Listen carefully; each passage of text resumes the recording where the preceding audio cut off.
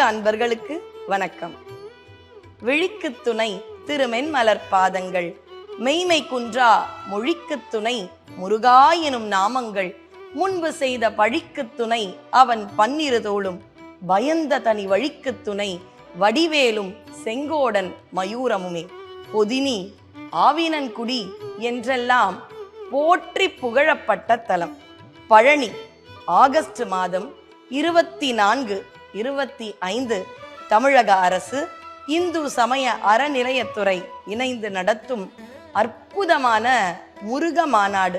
நம்முடைய தமிழர் மாநாடுனே சொல்லலாம்.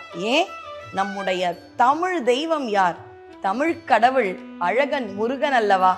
முருகன் என்றால் அழகு, இளமை, வீரம் எல்லாமே அவன்தானே. அவனை கொண்டாடும் விதமாக இந்த மாநாடு நடக்க இருக்கின்றது. இது நம்ம வீட்டு திருவிழா.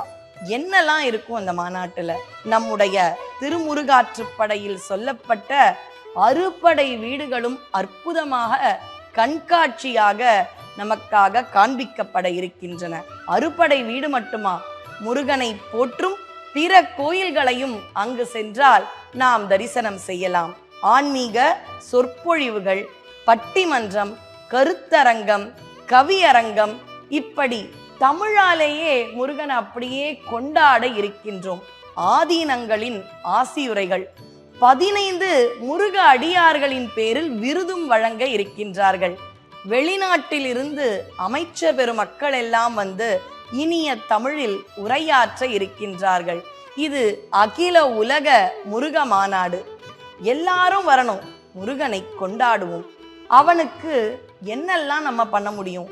அருளையும் புகழையும் கொடுக்கும் அந்த வள்ளலுக்கு நாம் அனைவரும் பழனியில் கூடி இந்த மாநாட்டை கொண்டாடுவதே அவனுக்கு நாம் கொடுக்கும் காணிக்கை.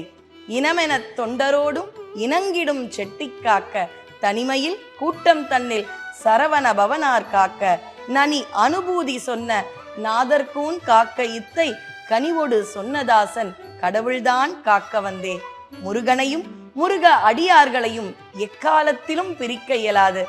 அனைத்துலக முத்தமிழ் முருக மாநாட்டில் நாம் அனைவரும் இணைவோம். முருகனை முத்தமிழால் ஆராதிப்போம்.